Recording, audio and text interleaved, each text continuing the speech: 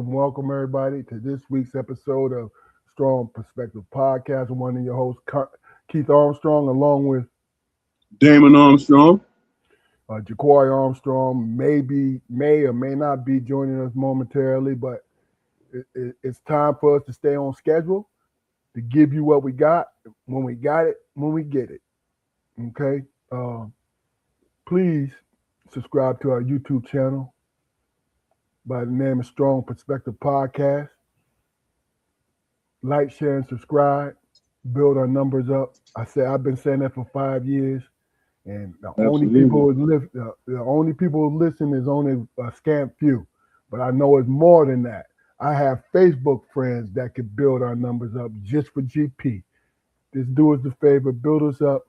You know what I mean, and watch us grow. With that being said, Damon, how you doing today? I'm doing all right, man. My grandbaby just came by, her and son-in-law and daughter, man, and they well, and it was just good to be in their company, man. I needed it, Good, and God provided it. good. Glad to hear that. You know, myself, I'm happy to be here and enjoying everything. And Friday, I look forward to Friday. So I'm going to drink this in. Instead of sipping, I'm going to drink it in and see where it takes us. You know what I mean? Right. But other than that, you know, as I look around, you and I, when we were just discussing, you know, well, really, I was telling you how I see the picture that the view that I have now has changed over the years because Mm-hmm. I low key was judgmental, but not to the degree of the actual definition of judgmental. I would feel disappointed in people if they did not see things the way that I saw. Mm-hmm. You know what I mean? And I just for the life of me, I could never understand. It was like perplexing to me, like, yo, you know this is wrong, but you're not reacting the way that I'm reacting. Right. And really and truly, like, damn, I'm wondering, like, yo, what's going on? Why? And then I came to the conclusion is like, well, like me, when folks is living their life and going through the things that they're going through and all that, sometimes it's just enough for them to address what they're going through. Sometimes they don't have extra to give to somebody else. Right. You know what I'm saying? And it took a lot of maturing for me to understand that clearly. Mm-hmm. You know, it really has. You know what I mean? Because, like I said, um, for whatever reason, maybe my occupation growing up, maybe just the person I was, I always had extra to care about other people. And I still do. But the thing about it is knowing that you weigh yourself down if you take it on completely and you take on the emotions of other people, Right. you know? Or your expectation of them. Yeah, yeah. You know what I mean? So I just think that sometimes, bro, uh, we have to really and truly we continue to learn. We continue to be who we are as human beings, right? But we continue to learn. Excuse me. And we continue to evolve. No matter how old we get, no matter whether or not we're as spry as we used to be, our minds continue to grow and continue to evolve until we tell it not to. And we become those cynical old people. Mm-hmm. You know, fuck the world, don't ask me for shit. Let me ask you a question, bro. How difficult is it for you to not become that cynical person in your going over? That's my point. There's no difficulty because being cynical is a choice. Okay, It's not. It's, see, people make the mistake. To me, make the mistake of being cynical as using cynical as emotions. You know what I'm saying? Being cynical to me, my opinion, being cynical is triggered by emotion, right. but it's not an emotion. And I think a lot of people do it that way. Is it involuntary, man? If you trigger that emotion that sparks you, that sends you really into a episode or whatever, is it involuntary, man? To the point where you have to gather yourself and say, okay, let me think logic. You know what I'm saying? Okay. For it to be involuntary, it means that you have no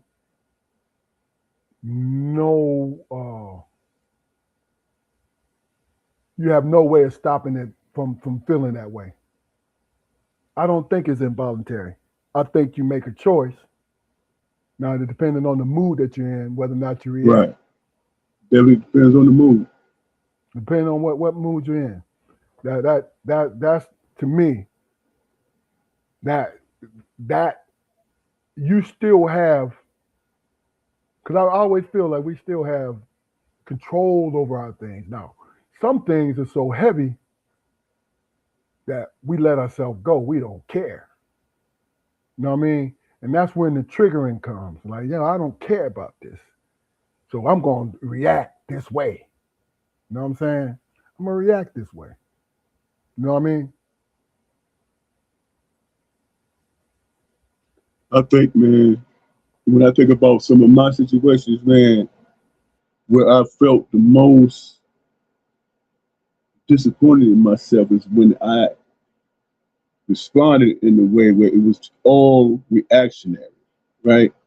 I didn't actually think it through. It just, I responded in kind. See what I'm saying? So there was not enough. I mean, you have to have a lot of wisdom, man, to put the brakes on whatever you're feeling in the moment, and say, you know what? Before I speak, I'm gonna think before I speak. You know what I'm saying? And it is what it is. And a lot, I think of several times, man, where I just reacted, man. I had regrets. I had regrets afterwards, and I had to think it through, and I had to, what I'm saying? I had to be honest with myself and say, you know what, you popped off, and you didn't allow yourself to think through the situation. Calmness, awareness. Yeah. Yeah. You know what I'm saying? All those different things. That, you know what? I think that comes with age, man. Yeah. Because when you're young, man, you're full of vigor and all that stuff, when something hits you the wrong way, you become volatile, man. You know what I'm saying? And hopefully you don't make the ultimate mistake and go to prison or whatever. But there's a learning situation Hmm. where you learn. You know what? I could have did that different. You know Yeah. what I'm saying? And most of the times, bro, let me ask you this question, bro. Most of the times, do it happens to the people that's closest to us? You know what I'm saying? What do That you mean? experience that situation where you're going off saying shit and all this stuff and not realizing that you're causing a lot of damage or a lot of hurt feelings over here Yeah. just because you in that moment of anger. Yeah. Yeah. I mean, You know what I'm and saying? that comes with maturity. Yes, it does. And there's a whole lot of, I mean, once you're in that situation, there's a whole lot of making up to do, if ever. You know Yeah. what I'm saying? Because people don't forget shit, bro. Yeah. I think what I try to do my tone of my voice, I let go, but what I say, I try to be really cognizant to what I say to people that's close to me. You know what I mean? Because you can't take stuff back, even if it's done out of anger, playfulness, or anything like that. If it's a mean vibe to it, a lot of people don't forget it. Nope. You know what I mean? But see, I had to learn that over the years. Especially when you're raising children. You know what I mean? Because I have a sense of humor, and it's a dry sense of humor, it's a sarcastic sense of humor. So I have my sons laughing, have my wife laughing, but then there's moments where they don't laugh, or they didn't laugh, right? Even though they know Hmm. I'm joking, but it depended on the mood that they were in, where they received it, because they know that I have nothing malicious when it comes to them and their mom. Not at all. You know what I'm saying? Like you and Hmm. Jafar, y'all my brothers. Y'all know I have a sarcastic way, but dealing with the troubles of our lives, I developed a sense of humor to learn how to laugh. You know what I'm saying? To learn how to take the edge off before I take off. You know what I'm saying? Because really and truly, bro, no matter what, and this going back to being triggered and all the emotions about it, is when we are young boys and we lash out, Hmm. honestly, that's our first moment of freedom, of of standing on our 10 toes, even though it might be wrong. But that's the first time you felt like, you know what, I can do something about this by saying what I'm saying or lashing out. You know what I'm saying? But then that, You. go ahead. Wait, I'm sorry. No, I mean, I was just saying, then you have to mature from that, because that's the first stage of your independence from other people, is standing up for yourself and how you stand up for yourself. Then you have to mature from it. Well, let me ask you your opinion along the same veins, man. What if you lash out because you allow shit to build up? You know what I'm saying?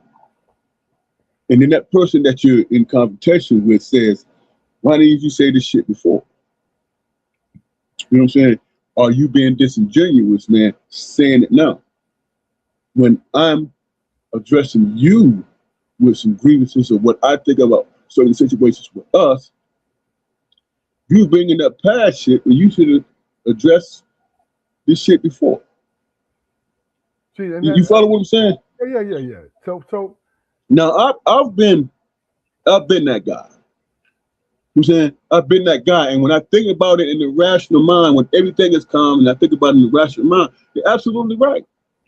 Why are you bringing up old shit? It's like you stacking shit to be argumentative or to be right. You know what I'm yeah, saying? yeah. What about if you have these feelings or these thoughts or whatever, why don't you say it in real time instead of waiting to be a what about ism? You know what I'm Because saying? the majority of people are not confrontational, man. The majority of us is not confrontational people. That's why the majority of us, it builds up in us. You know what I'm saying? Because you gotta Mm-hmm. think about it. I was a proponent at a young age with the uncomfortable conversation.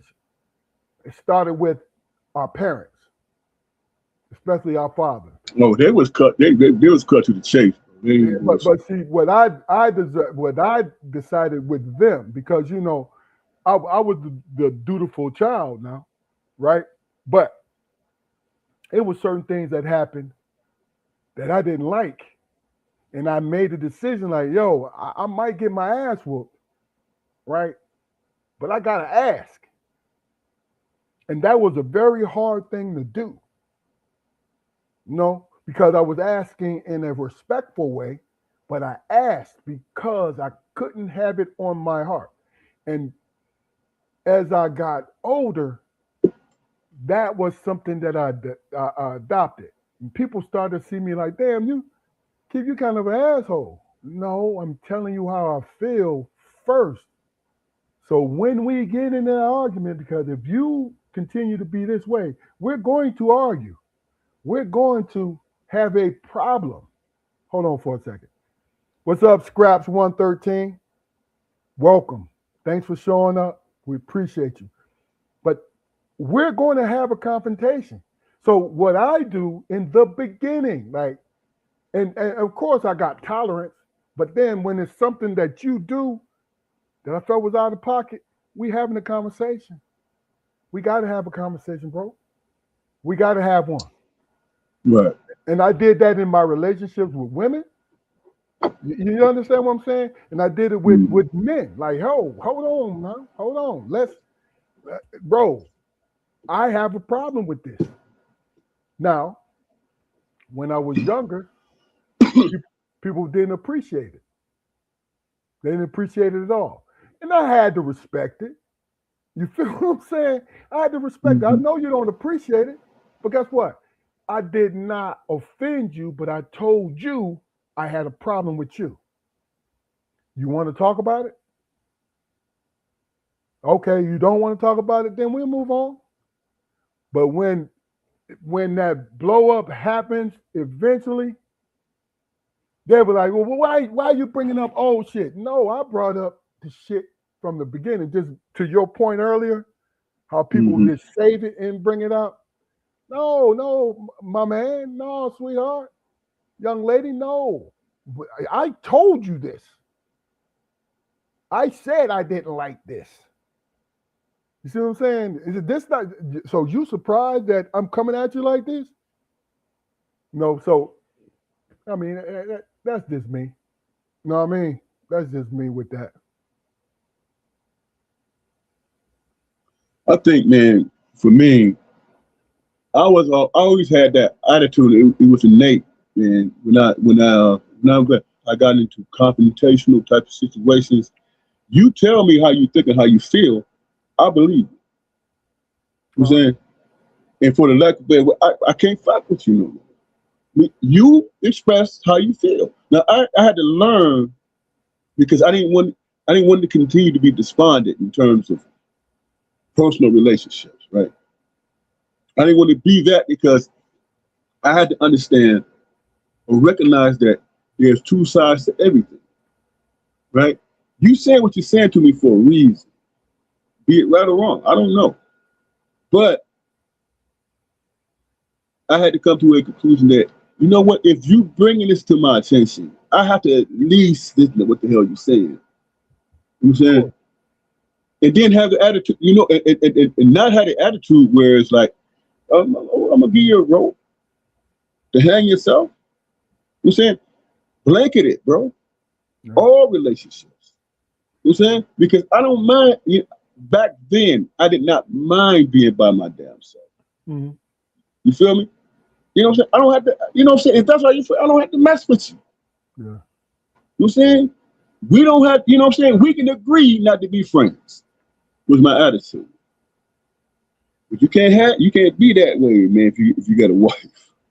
You can't be that way if you got kids.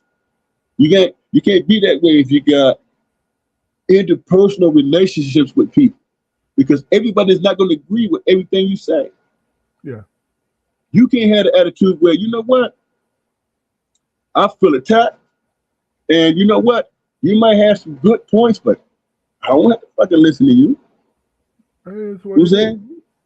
And you know what I'm saying? If you're trying to foster and build relationships, you can't have a mindset. So you have to do something that's uncomfortable for you. You know what I'm saying? You can't, you know what I'm saying, like we was talking about earlier, in terms of response situations, you go the hell off. You know what I'm saying? there's going to be consequences to that. Either you lose friends or you alienate people. Yeah. Yeah. You know, so you have to strike the right balance, man. Be respected. And me and you both as black men, we understand that we walk this earth to be respected. That's it. And if you challenge us on that, you're gonna get said response and shit. But Yeah. then again, you also have to, is it worth my shit? You know what I'm saying? You got to balance this stuff, man. And you got to be on top of your game. You got to understand, okay, how costly is it for me to knock this motherfucker head off? You know what I'm saying? And then your wife bailing you out of jail talking about, man, you taking money out of the house because did he put his hands on you? That kind of bullshit. I mean, So it's a balance, bro. You know it's what I'm it's it's saying? it's a lot of decision making. I agree with you. Right. I make I think that what my biggest flex on my part is normal people putting me in the same category as them as being normal, but understanding they don't understand what I do is I operate on a respect level of the public overall people. Mm-hmm. I laugh to myself when somebody put me in a complete category as being a nice guy. Yeah, I can be nice. And that's not a bad thing to consider Right. myself That's the first because thing popped in my head. if you Is if that you say bad? if you say no because no the I'm trying to make the point is this: if you say that especially when it wasn't uh, I didn't poke around for that compliment. If you say that, that means that I'm carrying myself in the right way, Mm-hmm. right? Now, in my past, because of the places I was, people thought being a nice guy was a weakness. And I had to show them verbally and physically that it wasn't a weakness. And then Mm-hmm. I had a problem with that when it was all said and done. You know what I mean? Because, first of all, the confrontation, the people that I had, the male or female I had with that confrontation were weak Mm-hmm. minded people. And see, that's where I had the problem with because I already saw that you weak minded, but you wanted to drag me into your weakness. You know what I'm saying? Right. So I'll give you an example. When I first started in law enforcement, I was in my early 20s, right? And even though I didn't want to be a law enforcement officer, I had to feed myself and I had to feed my family. So let me put that out there. So it was a job. Right. So the way I carried myself was professionally, right? Wasn't loud and obnoxious, even though when I'm around my friends, what am I? Loud and obnoxious. But you're not my friend. You're my coworker in which I respect. So I'm going to react in a professional way and do my job. I had a coworker, come up to me, OG, a brother, and we were standing around chilling with a group of people, and he had a reputation of, with his nightstick. He's a pretty husky guy, nightstick swinger. I'm an old school law enforcement guy, so when I say that that was protocol back in the day. This is what he did. He got in there and he took no shit from nobody, black, Mm-hmm. white, red, or whatever. He's a nightsticker. Everybody patting him on the back. My coworkers patting him on the back. That's a hell of a reputation, bro. Yeah. So I gave, and he had it. I gave him respect because I liked him. You know what I'm saying? Good OG, right? Mm-hmm. But one day he was smelling himself because of the respect that I gave him. You know what I mean? And like I said, I'm 6'9", and at the time I was in 250, 260. You know, You was lean then, nobody fat. Oh, lean, none of that. lean, mean, and all of that shit. And knew that I had nothing to prove to nobody. Wasn't out here talking about if a motherfucker say he's gonna whoop my ass, you're gonna have to show me. But Right. I'm not gonna prove to you. I ain't gonna prove nothing to you. I'm gonna make it happen so you'll know. You know what I'm saying? And Mhm. that's why I didn't like. But, I get around, especially growing up the way we did, growing up in the hood and having the hood friends. You know, ones who ain't doing anything but fighters, but ones who are out there in the streets of fighters. And you look at me because you see this badge, and you think that I'm hiding behind it, right? And you can always recognize it. So my That's a OG, lot of. my OG, he's smelling himself, right? And he said, "Yeah, Keith." He didn't think I understood where he was coming from. He said, "Yeah, Keith, you're a great officer, man. Great officer. Matter of fact, you're very good and all this. But you know what I like the most about you, Keith?" I said, "What was that?" "You a big old teddy bear." I looked at him, right? I wasn't, I didn't fly up to handle him. "What the fuck you mean?" No, I looked at him and said, "Well, what you mean? You're just a nice guy. You're just a nice old guy. When we come up in these situations, right? And I can see you. Now it's a dig because he wants to impress my female coworkers, right? Even though they knew when shit got rough, I wasn't folding. Just like I didn't fold in my life. See, that's the point. I'm there to work and do the things I need to do, because the way you do things when you're in law enforcement is you prepare to go back the next day in the same spot. So when the spot is hot and you go in there, you know you got to go back the next day. So if you arrest somebody, if you calm something down, you have to stand on 10 toes. It's just what it is. It ain't about who's brave or who's a bad man. You have to establish, yo, bro, listen, I say this respectfully. You can't be here. Just the crowd control. You can't be here. You Mhm. can't do this. Right? So he was digging. And I said to him, I said, you know what? I can be a nice guy. But the teddy bear, uh, and I thought about this a lot before I responded. Teddy bear I said nice. the teddy bear is not in my that's not in my vicinity. Never.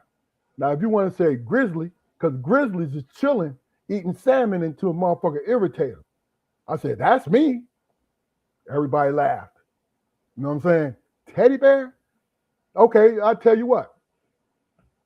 If such and such looked at one of my female coworkers. Now, if she want to grab me up and snuggle me in her bosoms, yeah, I'm her teddy bear. You see what I'm saying? Now he's mad because I disarmed the bullshit. Mhm. Because what he wanted me to do, man, what you mean? Ha, da, da, da, da, da. And da, da, da. No, I refuse to be that way. I said, I'm gonna give you your respect by responding and making a joke out of it. You know what I'm saying? But he knew how I got down. He just didn't like the fact that I did it easier than him. You see what I'm saying? And to shorten this story, that's how you have to see things. Understand what you can do, how you can do it, why you there, why you in there, why you at this job. Make sure you get the job done and be a professional about it. Take the feelings out of it. When I when I used to go up in the black neighborhood, I felt home. Even though I was there to regulate whatever was going on, whatever situation, I felt home because I was around black people, right? But I understood. I used to tell them all the time, I say, yo, I don't take nothing personally. So you can talk this shit if you want to, but if we cross paths, those paths would be crossed. That's what it was. You know what I'm saying? Wasn't no tough shit, even though I'm a tough motherfucker. It wasn't no tough shit. I ran into tougher motherfuckers. You feel what I'm saying? But Mm-hmm. it wasn't about that. It was about understanding I was a man. And understand I don't got to prove to you that I'm a man. But I'm here to just show up. You know what I mean? That's it. Right. Because what it did for me in closing, what it did for me is I took that experience along with my life experience and I constructed myself into the person that I was comfortable with and I loved. You know what I'm saying? You know, Do you think? that was a long-winded thing, but yeah, that was me. Do you think how many law enforcement officers, man, take that approach to try to find the right balance, man?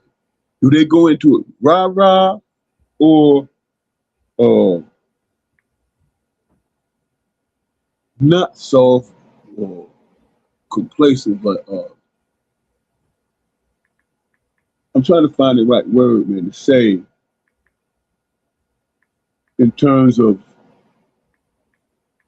not striking that right balance, man, because you're gonna be triggered by every damn thing. I Like you mean, said, people challenge you and stuff like that. But what if you had this peacemaker mindset where you know what, it's all gonna be expecting everything to come out, you know what I'm saying, in an amicable way. it's not that's not really that's not realistic, man. Right. That's the point I'm trying to say. That's not realistic. And for me, what I just described to you and our audience, that took a lot of damn work Right. Yeah, because that's right. I have I have even though you don't see it, I have an attitude problem. I am confrontational. I Mm. am, I am moody. I am all these different things, but you don't see it because I'm not hiding it, but there's not a need for it to materialize when I'm trying to work, when I'm trying to love my family, when I'm Right. trying to exist. You see what I'm saying? But So in your go ahead. I'm sorry. No, go ahead. So in your estimation, man, new recruits and rookies and all that stuff that come into the situation, everybody's motivated by something. Yeah. Apparently you came into the situation based on, you know what, I'm gonna do law enforcement. I'm gonna do it the right way, and I'm gonna find the right balance. In your estimation, man, just a guesstimate, how many people you think come into the situation where they were bullied when they were younger? They got an agenda to become a police state or whatever the case may be. What is your how many people you think come into it with the right attitude, man, and try to find that right balance to do the job, as opposed to coming in busting heads and doing the bullshit. First of all, I think because when we was young, we used to look at when somebody was in law enforcement, whether they're white or black, we used to say, especially when I was in college and shit, he used to be bullied. He used to be this. He used to be that. Right. Right, right, Majority of people who get into law enforcement, not everybody, but who get into law enforcement, they do it because they admire law enforcement. okay, You understand? Now, yep, now this is my opinion. Then there's the other percentage, sliding scale when it comes to it, depending where the fuck you at, right? And click mentality, the whole nine. There's another experience where they loved it and they want to be a part of it, but they love the power. and then they got hate in their heart. And you notice I said sliding scales because it depends on where you are. Where you in a metropolitan city, or you in the rural, or you got a mix. It depends where you are as a person. Mm-hmm. Because a lot of times when you see shit happen, right? In my opinion, my expert opinion, my expert opinion, when you see shit happen, there is some things, the degree of at least 3 to 4 things. One of them is fear. Second thing is hatred and prejudice. The Mm-hmm. third thing is trying to impress whoever you with. You see what I'm saying? When you see those instances, now the fear is the one that's grabbing that gun and pulling that trigger. Man, You need the that's fear. scary. No, what's scary is the simple fact that people don't understand that that officer has a gun. You cannot be normal. Now, if you sprinkle in hatred for a community like the black community, or feed into the stereotypical bullshit of the black community that motherfuckers get fed every day, then they react the way they react. Not making excuses for them. What I'm saying to you is understand that motherfucker got a gun. And you cannot trust him only to follow the law. Right. Do you understand what I'm saying? Yeah. To follow the law. That's the only thing you can trust. Now, if he step over the law, guess what? Hopefully you blessed enough to articulate how he did it. You know what I'm saying? Because see, a lot of black folks get jammed up and it's so messed up where they don't get good representation in the courtroom. You know what I'm saying? They don't. And our community is attacked. We don't get the benefit of the doubt if we're blamed for a crime. We don't. And I'm saying that from a personal point of view. Now, I agree with these folks want to do the right thing, but get the old saying, yo, you give them a little bit of rope, you want to be a cowboy. That's the situation that goes on. Like, oh, you got to be guilty because she said it or he said it. You see what I'm saying? you. Because you're going in prejudgment, but you don't have time. You don't have time to slowly dissect what's going on because it's like boom, boom, boom. You know what I'm saying? So what I did was understand where I was going into, right? Making sure I got with my check-in, the people who came to back me up. This is what was going on. We understand the call, right? So if I necessarily feel, if I know automatically that that person is going to be arrested. I know it automatically. I understand it. There's a great possibility they're going to be arrested because of what I'm hearing and getting the information and all this. So it's no surprises of what's going on. I mean, that's how I handled it. Now, was I wrong sometimes? I think so. You know what I mean? But when I was wrong, I made sure I talked to that DA, right?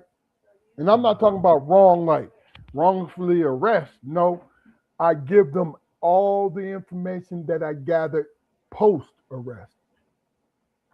You see what I'm saying? Just doing it, just doing it the way I did, and then treating people, especially grown folks, treating them like grown folks. Like, yo, you got Um, to move, you got to go. I You need know to what I'm saying? go do. I need to go do something real quick, man. I have a follow up question too, man. Post the job and the attitude that you have. You know what I said? Yeah, I heard you. All right, I'll be right back. But I don't want to spend the whole night on this because I don't want to feel like I'm justifying taking the job that I did that I retired from. I don't want to do that because that's not fair to me and not fair to anybody else. You know what I mean? Because I don't, I never mistreated anybody. Never mistreated anybody. But did I have to jack people up? Did I have to do things, be physical with people? Yes, I did. Did I have to arrest people for breaking the law? Yes, I did. You know what I mean? I don't like the fact that when somebody finds out that this is what you do for a living or you did for a living, you have this preconceived thing like you that you starting off with a negative. You know what I mean? But if I don't approach you with anything, if I don't do the things that, if I don't step on your toes, I think I mean, honestly, fuck that. I'm not even gonna do that. I'm not even gonna say that. What I'm gonna say to you is I did my job and I communicated to the people that I was dealing with. And they understood step by step what I was doing. And I let them know from beginning to end. When they made the decision to do, say, if they make a decision to resist me, then I was prepared mentally for it and I was prepared physically for it. But the majority of the time, even in the more serious crimes, up to murder, I took those men and women into custody without incident.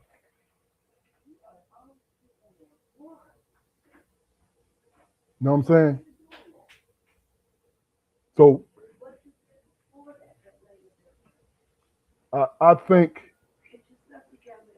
I think that when it comes to these things, man, it is the hardest occupation because you deal with people all the time, and they have a high expectation of you, but they also have especially in the black community, a profound fear of your position.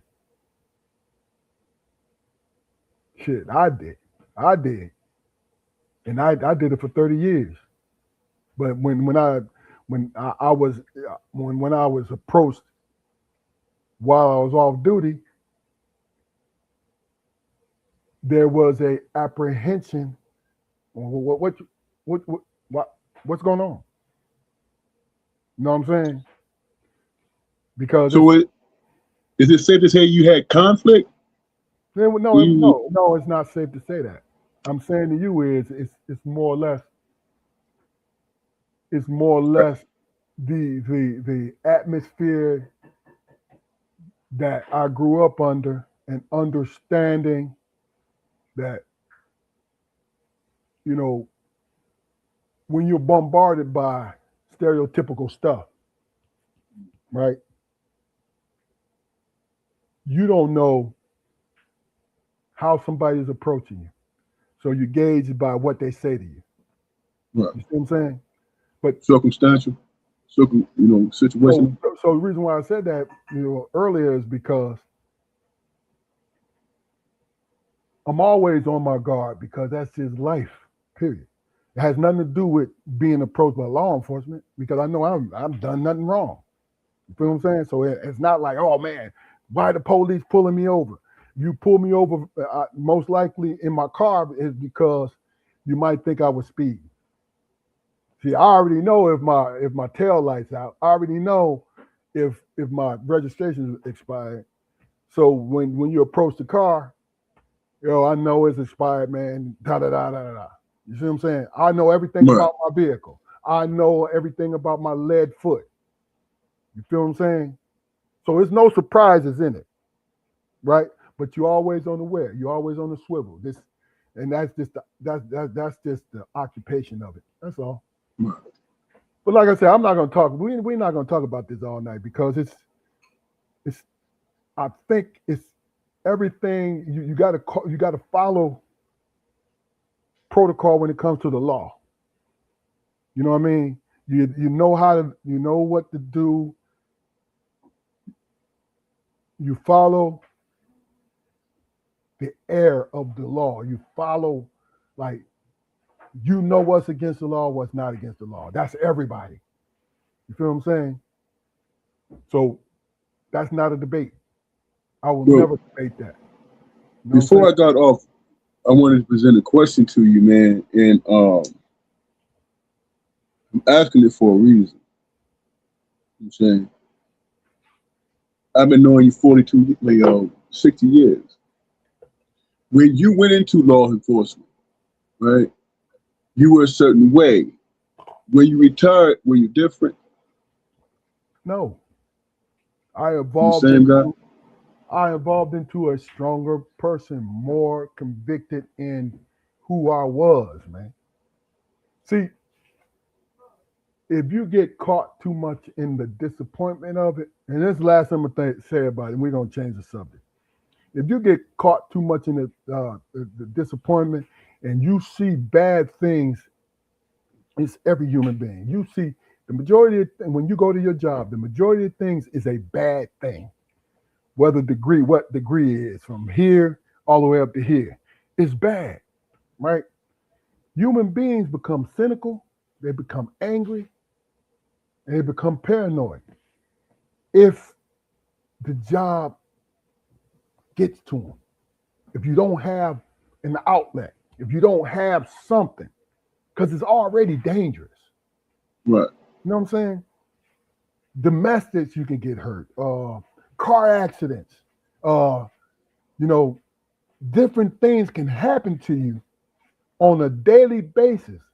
You know what I'm saying? Random bullshit. And and Random bullshit. and you Right. could be seriously hurt in any way, and it affects human beings, man. It affects human beings. It really does. I've seen it. I've seen it. Where the most optimistic, joyous people then get with them 10 years later, they've been disappointed in ways, and that joy comes out.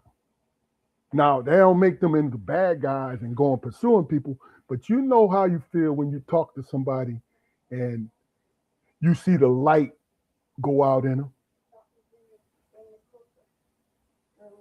You feel me? I mean, it's the I truth. definitely, I definitely appreciate your honesty, man, and talking about your experience, bro.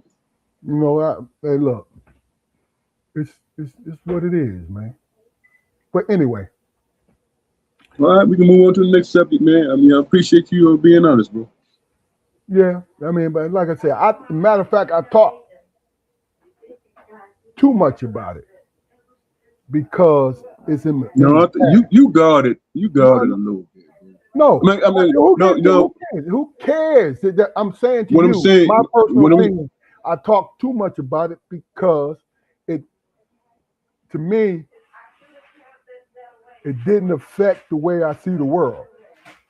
Because that's the whole point. I always had a revolutionary mind. So it didn't make me not being a revolutionary. It didn't make me dislike people. You know what I'm saying? That's not what I'm saying. What I heard you say was I had to find and strike the right balance to do the job the right way. You didn't really get off into your personal shit. That's what I mean by you guarded. No, you know what the secret to me was is have an outlet. Once I got off work, Right. I mean, I commend you in that aspect, man, bro, and I did, because and I did. you ain't got no lawsuits and none of that shit. Man, it makes no difference because you could be doing. I know good people who've done their job and they still got sued. Well, You know I what I mean? don't know that Yeah, experience, yeah, bro. yeah. I'll take your word for it. No, it's the truth. Now, people will sue you if it's loss of ability or loss of life. Of course, they're gonna have lawyers to say, "Yo, we need to investigate it and see if you can get some money out of it." It's what it is, man. You know what I mean? But I see both sides of everything, both sides of the coin. You know, and I think that's what the public needs to learn, man, because the public is gonna you think what they think, bro. you got 30 plus years on the job, no real infractions, and you figured it out, bro. You balanced it out. No, I can't say I balanced it out. What I did was I survived it, and the That's a hell public, of a thing, bro. the To say public that. is the public is going to have their opinion, man. See, that's the thing that I just being a black man in this country, growing up when where we grew up, the time that we grew up, people gonna have their opinion about you. Period. What is it gonna do to you? What are you going to? Are you gonna stop living, or you gonna keep going? I think it's important to understand, man. This is your word. You survived it. You know what I'm saying? See, I don't think people look at law enforcement in that regard, bro, And are they because supposed to? they don't understand it, huh?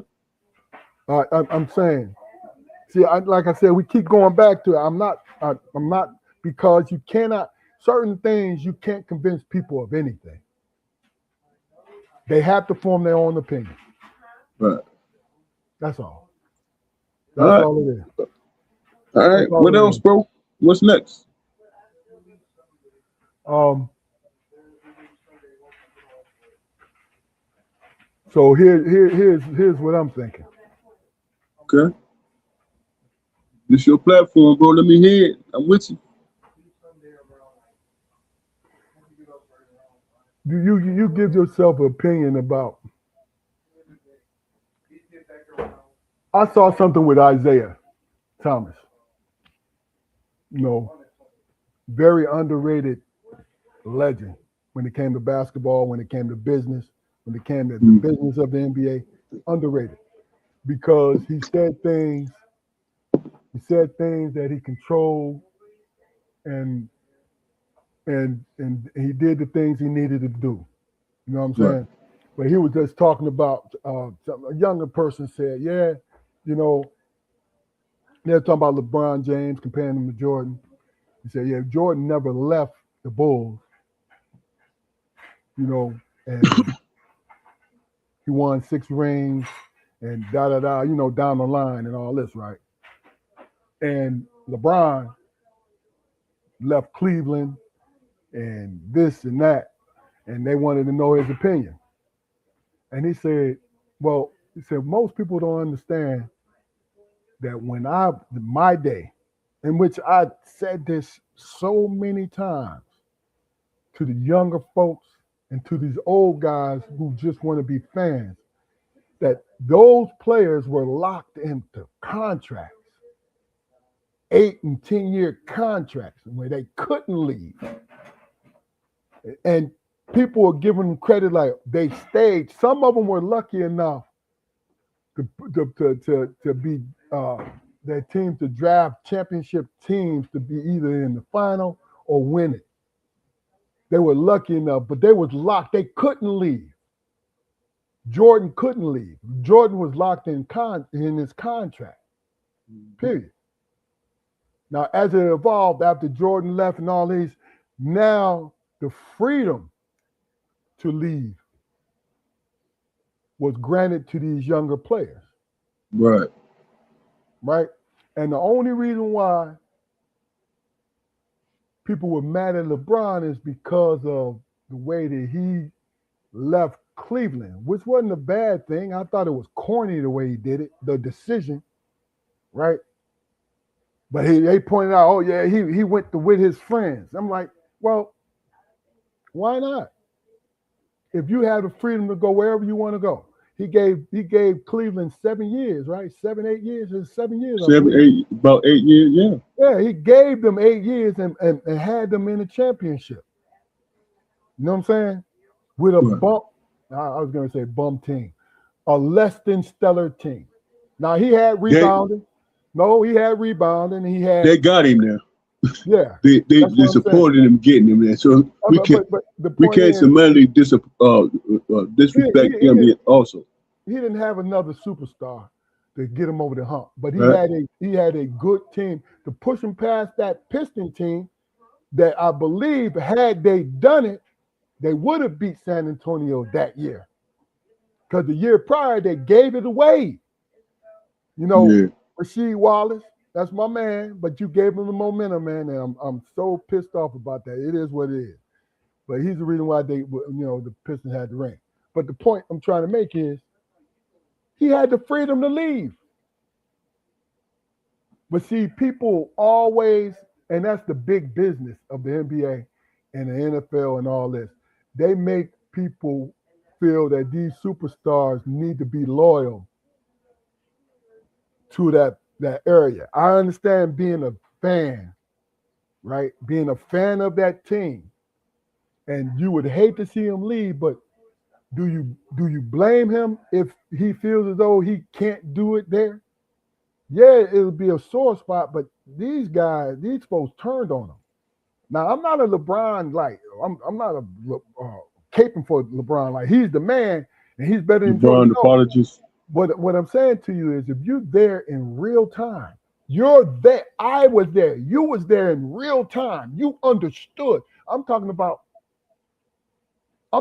we were tape delayed people championships. We saw NBA championships on tape delay when they went to the West Right. Coast. So we were there in real time. We understood everything about it, right? When Barkley wanted to be hypocritical, and I'm gonna give the floor to you. He wanted to be hypocritical. You're always leaving for all these teams. You forced your way out of fucking Philadelphia. They got sick of you, Charles, and they traded you. You wanted to be traded. And matter of fact, they traded you to the team you wanted to be traded to. Right. Then you did it again from Phoenix to Houston to play with Akeem and Clyde Drexler and Scottie Pippen. This is what I'm talking about, the hypocritical thing. But when you're there in real time, you pay attention to it and not on that fan stuff, that fan service, you understand it. Just to respond to what you said, bro. You know how I dismissed the whole argument from, and I respect Charles. I respect all the old heads. You know what I'm saying? They grind, they did their thing. But they say, hey, man, the LeBron jumped teams and all this stuff, right? Has LeBron honored all his contracts? He did. Okay, so miss me with all that Every dumb shit, man. every single one of them. Miss me with that dumb shit. I don't want to hear, man, he jumped teams. I don't want to hear that. Every team LeBron James went to, he honored the contract to the very end. He did. He did. So, so what are you talking about? Where is Listen, your argument? It? I could understand if he was like, signed a 4-year contract for 200 million and a year and a half he wanted to be traded and he fight to be traded. No, he didn't do that. he didn't do it. He honored every last contract he was in. Is he a free agent? No. Yep. He honored the contract. So when and these are all guys I respected because I watched them growing up and all that stuff. I Yeah. respect those guys, Charles. I respect all those guys. Yeah. When you talk about, you know what I'm saying, I got to give KD. Did he honor his contract in goddamn OKC? He did. He honored it. You know what I'm saying? He honored it, which gave him the right to choose and decide where he wanted to go next. Who the hell are you to say, hey man, you know what? You in a failing situation that's never going to win a championship, but because we respect you on this level, you need to win faced with a organization that's not trying to win. Yeah.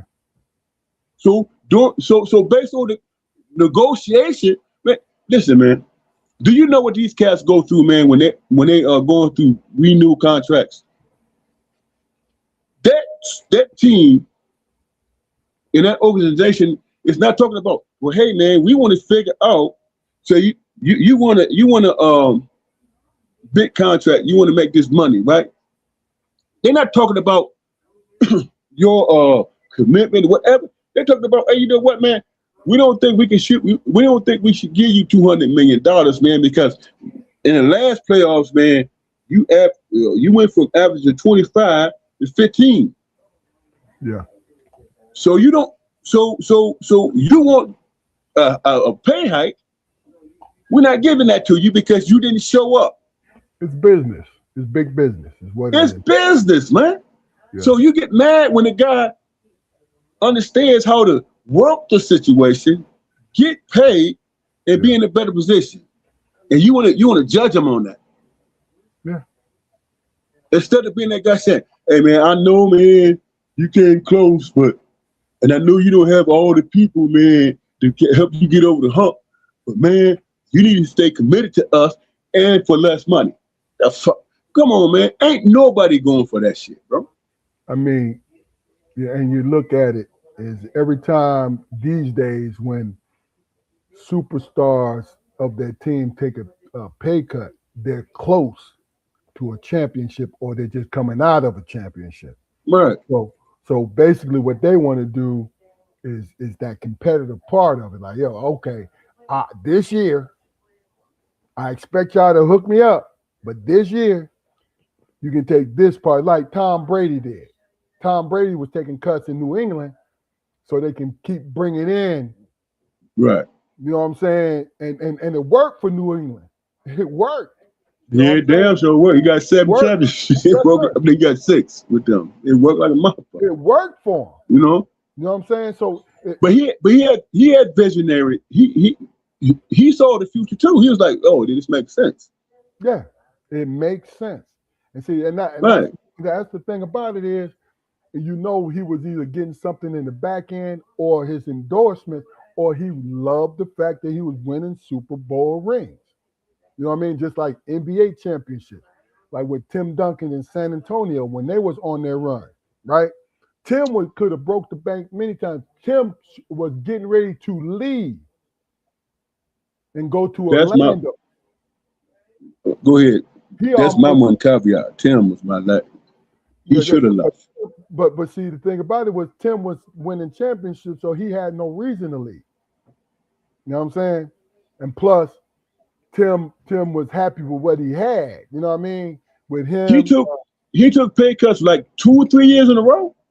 he took pay cuts. I don't know how many years in a row. Oh man, that But no no no. the point I'm making is, you know, he saw what he had there. You know what I mean? Because you know he almost went to Orlando when they traded for Tracy McGrady and all them guys. Yeah. You know, and the fact that I think it It took was it was Grant it Hill, was Tracy McGrady. Grant Hill. Yep. Ooh, we. But Can you see, imagine that shit? you need to think about it. Imagine if Grant didn't get hurt. But who messed that up though? I don't know. Who was the coach for Orlando? I saw the reel the other day. I think McGrady was talking about it. Who messed it up? Was it It was one Doc Rivers. you said Doc Rivers messed it up? I saw the reel the other day. I think McGrady was talking about it and somebody else. Tim was finna come there. What stopped Tim from coming there is Tim asked him, he said, can wives travel with the team? Yeah, yeah. I Did saw you I see saw that? that I saw that clip. Yes, sir. Which Yeah. Ain't that some shit? which I'm like, well, if you fly in private, what the fuck? Why do you care? You know what I'm saying? Why do you care? And then It was look, this is Tim Duncan. You know what I'm oh saying? man. Dude, you give him his Yeah. own private shit. Like, hey, Tim, we don't usually do that, but we changing that right now. You Right. know what I'm That's crazy, man. saying? I saw that and I was tripping, man. I was like, wow, man. And that happens to be on Doc Rivers. Man, that brother can't catch a break, man. I mean, He, Doc, he can't catch a break, man. I like Doc Rivers. And I think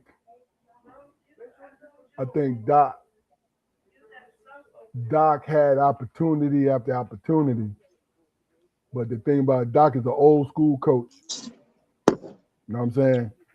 And You remember he wasn't getting you the knew team after the Celtics because right. The Celtics got old, man. You know what I'm saying? Yeah. They did their best to bring in some fresh faces and do it. I think their problem was when if Shaq was even close to being healthy that year. You know what I'm saying? But see, that's when LeBron them went to the championship, right? But it is what it is. Hey, just for blast for the past and shit, man. I feel like I know Doc Rivers. You wanna know why? But What when you visited Marquette, when mhm. you his roommate and shit? Well, no, he took me on the visits and stuff like that, man. Yeah. I was like, oh, that motherfucker. Yeah, I'm gonna tell you the I crazy remember thing with that. Doc. I think the crazy thing with Doc was a great player, man. He was coming into his sophomore year. I think he left after his sophomore year. He was a great player, great point guard, good dude. Mhm. Period. Good guy. Like, damn, because he kept in contact with me after I visited there, right? And here's the thing: with the crazy thing was, I met him twice. I was at Pitt, right? Doc was Atlanta was playing against the 76ers. And we stayed in the same hotel out by the airport as Atlanta did. And me and my teammates walking down the hall, we saw Dominique. You know what I'm Mhm. saying? Dominique, we was like, oh my good, neat. You know what I'm saying? But we wasn't crowding around them and shit. We dapped them up and we go. So I'm walking down the hall. Doc comes out because the hotel had a little club in there, and all the Atlanta guys was in there. Doc comes out, and I'm walking. This is no lie. He looks at me and said, "Keith," right? And I look. I said, "What's up, Doc?" And then dapped him up. We sat up there and chopped it up for like 5-10 minutes. This is no lie. My teammate was like, "Oh, Doc? Man? Yeah, man. I almost went to Marquette." You know what I mean? I said, we've Mhm. been cool ever since, right? So my oldest son, this is years later, my oldest son was going into his, this is when his son was on fire. His son, Keith was going into his senior year, and his son was going into his junior year. And he was on fire, right? And we was playing against them, and Doc was at the game, right? So I'm sitting in the stands with my youngest son, Carson, and I said to my wife, Kia, I said, I wonder if I wonder if Doc still remember me, just like that, right? So it was a close game, but then his son just went off, had 30, and made a name for himself because we was playing with Chris Paul's team, CP3. So he had all the big guys from North Carolina on that squad. So that was a feather in his hat. So after the game, we go on the court, and I had Carson with me. And I said, I'm gonna go up here. I'm gonna see if Doc remember me, right? So I'm walking, and he was talking to somebody. We was by the score, and we was talking to somebody, right? He was talking to somebody, and I walked up and was on the side of him. And he looked at, he saw me out the corner of my eye. He turned. He said, "Keith, what's going on?" And I was like, you know what? This is crazy. I always gave him credit for that. He remembers people. You feel what I'm saying? Yeah. And we chopped it up like that. I introduced him to Carson, introduced him to Keith. I said, yeah, this is my man right here. You know what I'm saying? And we was laughing about it and we left. But it's a funny thing where I run into people and I don't expect them like from my days at Pitt. I run into people don't expect them to remember me. You know what I'm saying? Like ran into when I was younger, ran into Ed Pickney. We ran into each other at the hotel, Newark Airport. I was flying to I flew in from Pittsburgh, and Ed was flying out. You know, he was in the NBA. And as I was walking up the stairs to go in, Ed was walking out, and he looked at me. He said, "Armstrong, what's going on?" And we sat up there, we chopped it up. You know, and that's the thing. Pat, Lewis Orr, God bless his soul, Lewis Orr. I mean, and it's like it is a fraternity, man. It's a Yeah. big. It's a. You know what I'm saying? Especially if you're a good person. You know what I mean? But I'm just rattling on. But What's my man name? Last guy, be on ESPN on first take all the time. Is Greenberg? Seth Greenberg, man, yeah. Shit, your Facebook friend. That was my that's my coach. Yeah, He recruited me to go to Pitt. You know what I mean? So with Coach Greenberg had many stops as a head coach, assistant coach, and he keeps in contact with all his players. You know what I'm saying? Good dude, a real good guy, real good yeah, dude, man. You know, and you know, I've been on a couple of Zoom calls with him. I'm talking about the guys that where was he at on the West Coast? Santa Clara? Was he at Santa Clara? He was coaching there. He had guys from there. He had guys from Virginia Tech on. He had me and my friend Andre Williams and some other guys from Pitt. And we sat up there, was out there for about 2 hours just chopping it up. Everybody felt the same way about him. You know what I'm saying? Good dude, man. You know, when you build relationships, you just try to keep them. You know what I'm yeah. saying? Just try to keep them. There's nothing wrong with it. You know. But Well, hey, we never reminisce, bro. Good shit. um, is Jalen Durham still in Detroit, or did they trade him? No, he's still in Detroit, man. They gonna give him a contract, man. No, I don't. I'm not being judgmental, but he's the type of guy who only wanted the money. You know what I'm saying? He only wanted the money. You know, because, and I'm not uh, uh, critiquing his play, but he ran out of initiative against Cleveland. It's no Is way. that what? Is that what you saw? Yeah, that's what I saw. That's what I saw. He didn't play hard, especially when the guy coming off the bench, what is it, Reed? When he was putting up great minutes, I Yeah, think man. psychologically it did something to Durham. I'm like, bro, y'all can be the double-headed snake. You know what I'm saying? I agree.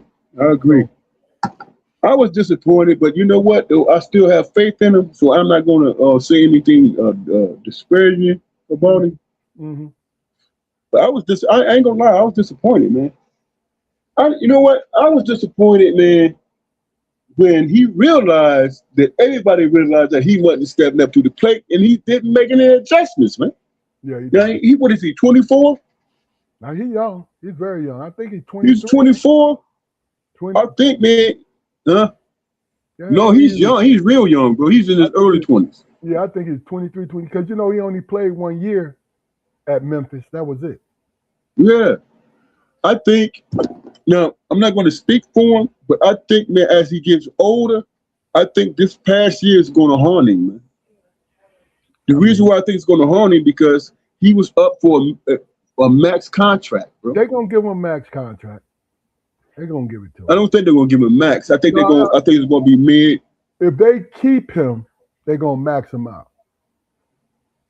They're gonna max him out because they had every intentions on doing it. I think that's why he took his foot off the pedal because he said, "I'm gonna Oh, get this anyway." then No, he no, got the wrong I'm I'm mentality, bro. I'm speculating now, and I'm not throwing that on him. So, You know, don't get me wrong, folks. It's not like I'm blaming him or any like that.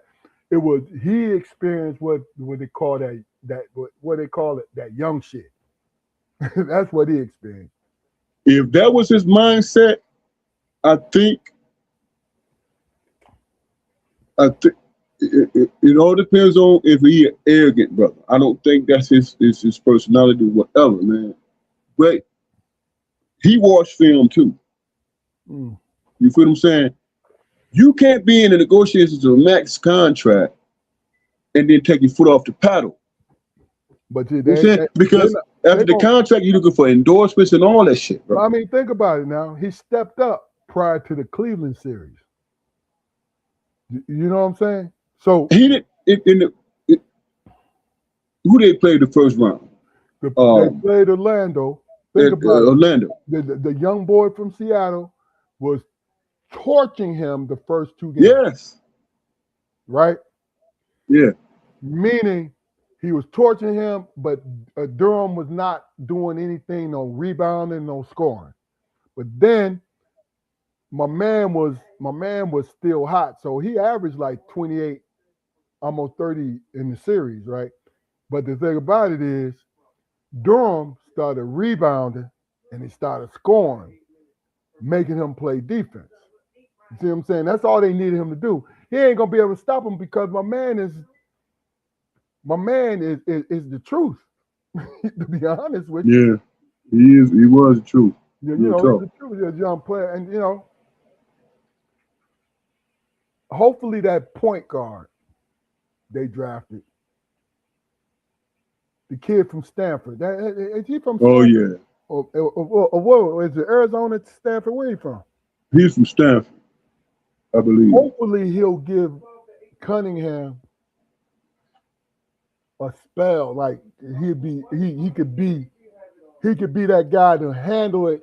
So because Cunningham kept running out of gas, and when he runs out of gas, he is a turnover machine. Plus, he had that injury, man. Yeah, but Flu, in that Cleveland series, some of the it was what 3 games that he threw the ball. He had turnovers for them to lose the game. It was like double-digit turnovers and shit. Yes, yes, Yeah. and you could tell it was like at least half those turnovers was because he was tired, Yep. mentally tired. You know what I'm saying? I Yep. mean, he was scoring. You know what I mean? He still led the Pistons in scoring. So that wasn't the point. The point was when crunch time came down. You know what I'm saying? We needed you to at least get a good entry pass in.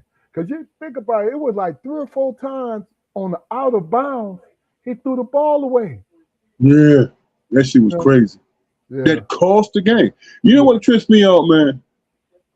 What trips me out is, man, as a former athlete, in my experiences, I knew what was required of me. But the thing I recognized the most is when I recognized, okay, now is the time for me to turn it up.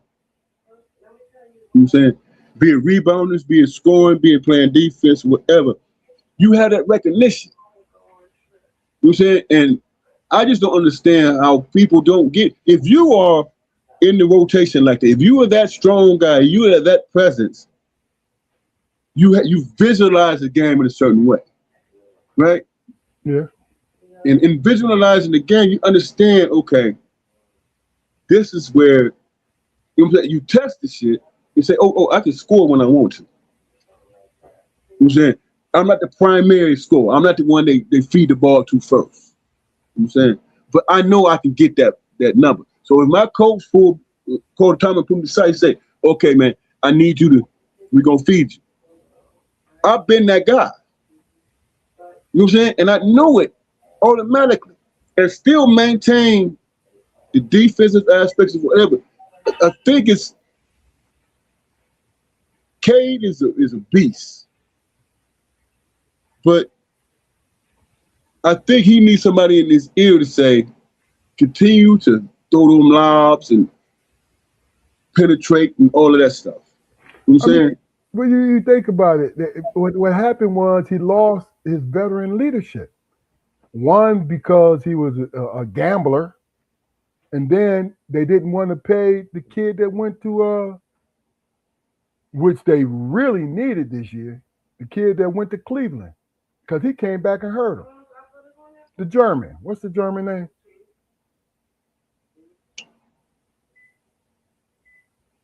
The black dude, the German, the point guard. Yeah. They needed. Um. Um. I know what you're talking about, man. Yeah, but Brother, he got the color stripes in his head and all yeah, that shit. yeah, yeah. So and the thing about it is the Shooter. guy, yeah, Shooter. the guy who got indicted was a team leader, and then come to find out he was shaving points. I know, man. How the hell you shave points, get indicted, Man, and a religious?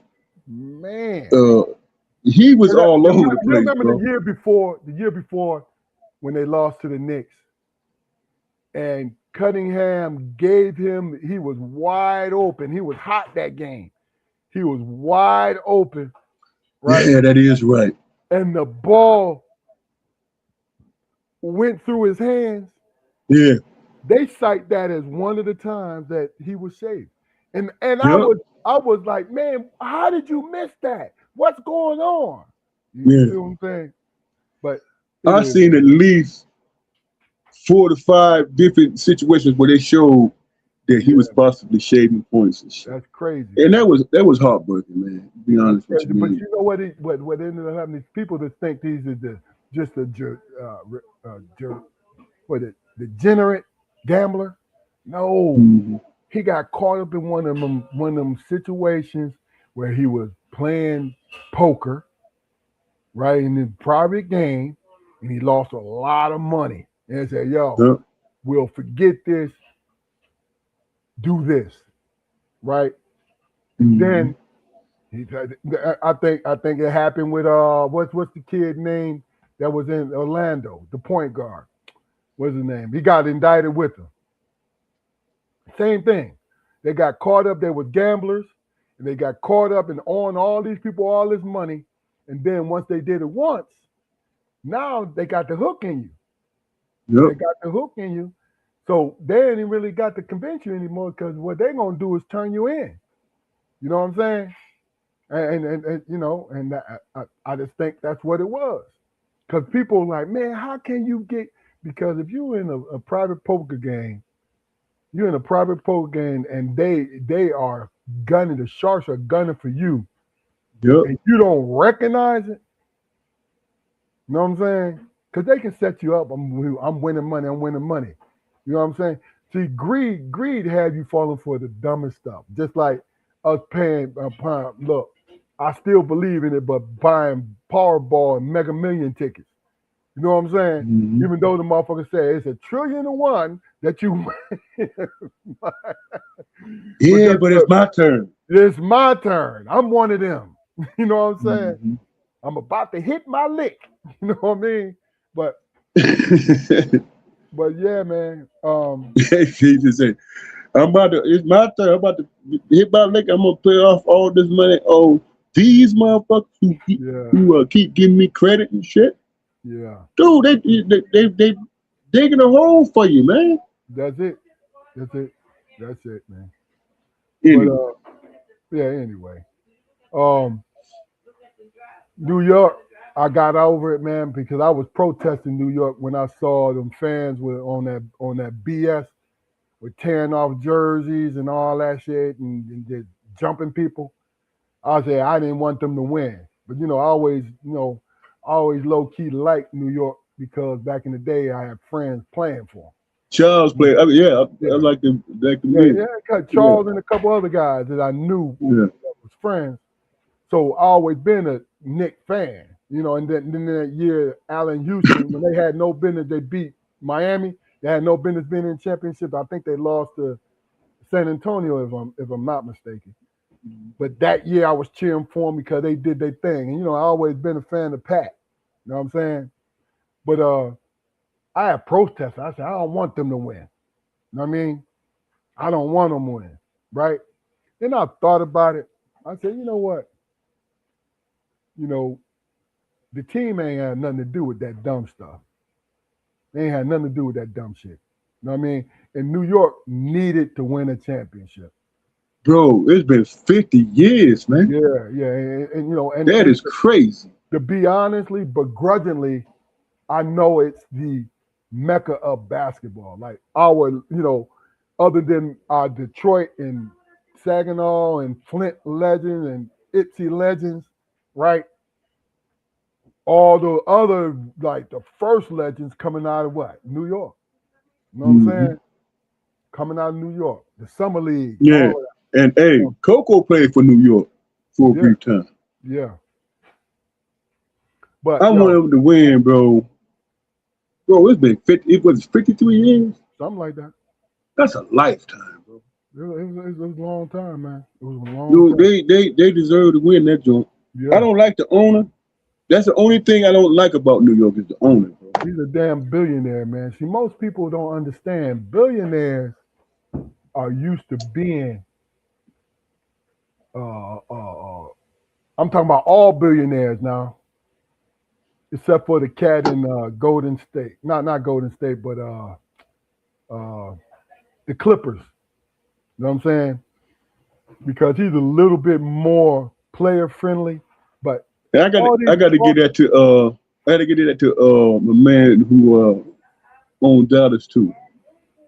yeah. But Mark Cuban, he don't really own it anymore. I'm talking about he was a Yeah, player, he was a player's yeah, owner. yeah. He Real used talk. to take care of them. He used to take care of them, man.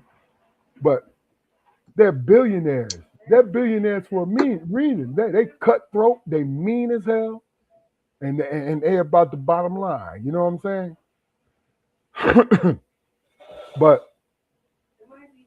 but it is what it is, man. But look, last words of the day, man. Then I'm gonna let you go and enjoy your weekend. Got anything? I think, man, and I don't want to be down or anything like that. I think we as black folks, man, need to recognize that there's a whole lot of shit that we're balancing, man. It's our everyday regular life and us being attacked and shit being taken away. I think, man, I am proud of us as a community, man, because we're consistent with shit. You know what I'm saying? We are actually using our buying powers to make changes. You know what I'm saying? You know what I'm saying? We agree, hey man, we're not going to support this situation. And the crazy part about it is people think it's personal. It's not. We just trying to keep our dollars in our own shit. Yeah, You know what I'm saying? I think that we have to be cognizant of understanding that we have this power. We have this ability to make these changes, but we can't be distracted by the everyday things that happen in our lives. You know what I'm saying? Which may cause a distraction. yeah, You know what I'm saying? And that shit can consist of health, that can whether or not your kids are going to good school, all that stuff factors in. Whole life happens for us, man. And I'm just proud of the fact that even though these things are happening, we are still able to focus on doing a situation that make people pay attention to us. Because you know, we are consistent with it. And I am so proud of that, man. mm, This is a moment in life I think that's going to forever be remembered, man.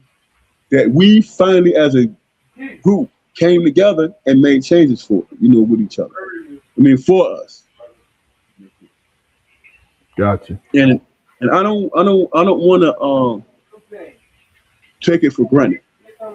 Yeah. I don't want to take it for granted, and I'm proud of Oh the stance that we're taking. oh yeah, oh yeah. My last words is understanding, even though I might panic, understanding that the higher power has not forgotten about me. The fact that I can sit here and think about it and talk about it is a blessing. in itself. You know what I'm saying? Like, God damn, I need to come up with something else. Because that was deep, bro. It's the truth. It's the truth because I say that for me to remind myself of that. You understand what I'm saying? That's all. You spoke it, and I'm actually living it right now. Hmm. You know what I'm saying? I'm actually living it. All right. Well, look, this is Strong Perspective Podcast, and we're on every Friday at 7:30. Please tune in. Uh, Make sure you like, share, and subscribe to our channel. Build our numbers up because when we're there, we're gonna make sure we spread the love by the people who've been working with us. You know, we Absolutely. appreciate you guys, and you have a wonderful weekend. God bless everybody out there. And Damon, it's been a pleasure. Good job today. Jaquari, rest up, brother, because I know you're working hard. You're working hard. And this is Strong Perspective Podcast. Go like, share, subscribe to our channel. Peace.